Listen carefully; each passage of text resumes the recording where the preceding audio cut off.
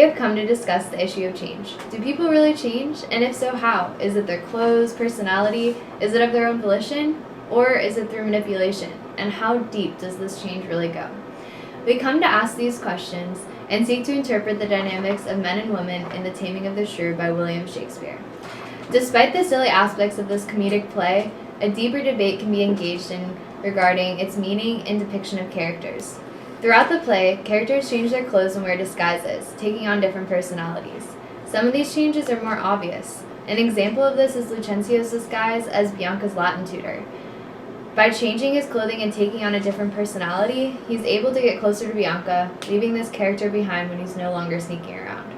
His role as a tutor is well defined, without ambiguity as to whether this is a role or transformation of character.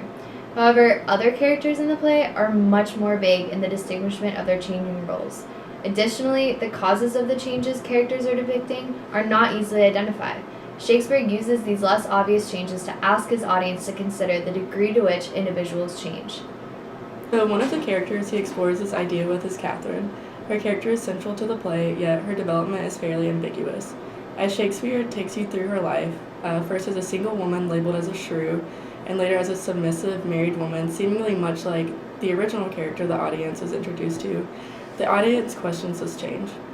Is it real, and if so, why did it occur? What is her true character?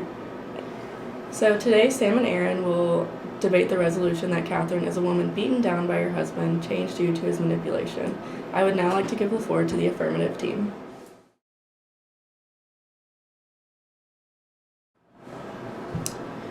Imagine a healthy romantic relationship in which both parties support each other, take care of one another, and help their partner fulfill their potential. Now recall Kate and Petruchio's relationship portrayed within the play, in which Petruchio purposely starves, refuses sleep, and manipulates Kate. Does this sound like a healthy relationship? Today we're here to discuss Catherine's change of character at the end of Taming of the Shrew and the immoral tactics Petruchio used to beat her spirit into submission. I would like to begin by analyzing the difference in Kate's character from the beginning of the play and the end. At the beginning of the play, Kate is displayed as violent, angry, jealous person. She's seen beating up her sister and her other suitors, berating her father in public, and throwing tantrums. I admit she doesn't seem like a fun person to be around. But the end of the play is highlighted by Kate's final monologue, in which she praises the role of the husband for women and shames Bianca and the widow for being disrespectful. Kate's behavior is obedient and submissive to Petruchio, in a stark contrast to the Kate we saw at the beginning of the play. Now that we have an understanding of Kate's change in character, I would like to highlight 3 points that prove that Kate's character is a woman beaten down by her husband, changed to her husband's manipulation, and not due to love. First, we will analyze societal norms surrounding the time in which the play was written. Next, I will examine Petruchio's motives for marriage.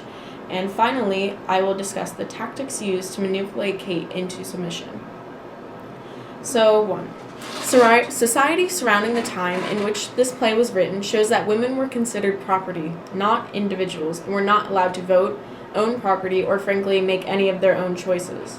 The general idea was that women were made as the inferior sex to serve men. Taming of the Shrew is an obvious reflection and reinforcement of these ideals, and not a piece supporting women's suffrage or the mutual respect in a loving marriage. Kate's last reigning monologue and conclusion to the play is what Shakespeare wants the audience to take away from the play in quotations such as, "Thy husband is thy lord, thy life, thy keeper, your husband is your master," and "Why are our bodies soft and weak and smooth, unapt to toil and trouble in the world? But that our soft conditions and our hearts should well agree with our external parts." Basically saying, why are women weak and beautiful other than to also be good and agreeable inside, personality-wise as well. These 2 quotations show the author's true opinion on women and marriage, and this does not support the idea of a woman changed out of her own choice and loving support of her husband, but rather a woman put back into her place as the submissive wife she should be. It is clear, based on the societal norms of this time and the language Shakespeare uses to describe the relationship of men and women, that the fundamental reasoning behind Catherine's change is this misogynistic view of women and how they should become submissive to men. My second point In the beginning of the play, it is shown that Petruchio's only motive for marriage is money. He blatantly states, "I come to wive it wealthily in Padua, if wealthily, then happily in Padua." So, if I have a wealthy wife, then there's good enough for me, is what he's saying. There's no question Petruchio's intention in this marriage, as this quote in which Petruchio explains his desire for wife with the wealthy father reveals Petruchio's true colors as a greedy and materialistic man. He takes on the challenge of courting Kate because of her father's wealth and believes that he can make her a more obedient and bearable woman to be married to. Often, Petruchio references Kate as something to be tamed and makes his intentions clear from the beginning that this marriage is not a romantic one. Third, and finally my last point, Petruchio uses starvation, sleep deprivation, and emotional manipulation to force Kate into submission. These are obviously harmful torture and manipulation tactics in which no positive change can come from.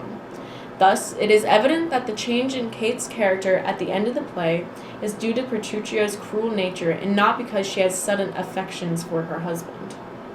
The quote, "Then God be blessed, it is the blessed sun, but sun it is not when you say it is not, and the moon changes even as your mind, when you will have it named, even that it is, and so it shall still be for Catherine," said by Catherine herself. This quote is in which she finally succumbs to Petruchio's manipulation out of sheer exhaustion and broken spirit. It is evident that she has no more will to fight and thinks that the best way to survive at this point would be to agree with her suppressor. This was made extremely clear. From this point on, Kate has been considered tamed, and her behavior changes drastically from argumentative to obedient, as Petruchio wanted.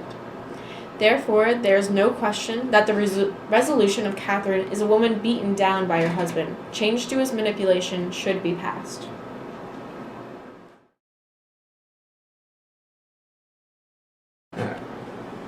As Aaron just described, try to picture someone who's a bit unconventional and doesn't fit into societal norms. We all know that one person who just isn't quite right. Now imagine being that person. Your entire life, you have boundaries put around you. You have a beautiful sister who's coveted by her father, who have suitors from all over the world coming for her beauty and her grace, whereas you are commonly referred to as a shrew. And then out of nowhere, you meet someone. They match your wit and your intrigue. You like no one ever has. Even better, they're interested in you as well. They actually have a formidable opponent for you.